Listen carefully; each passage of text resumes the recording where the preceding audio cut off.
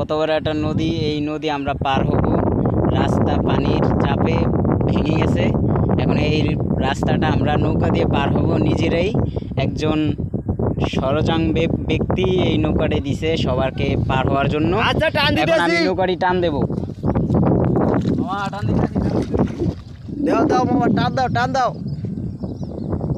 এই নৌকে আসার জন্য এখন অপেক্ষা করতে হবে আমাদেরকে।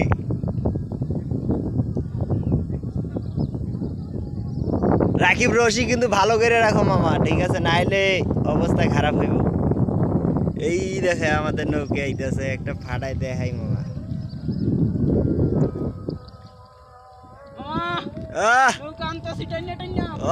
আনো আনো আনো। এই যে রশি দিয়া টানা শুরু করিতেছে রাকিব, এই যে আমাদের নৌকে আইতেছে।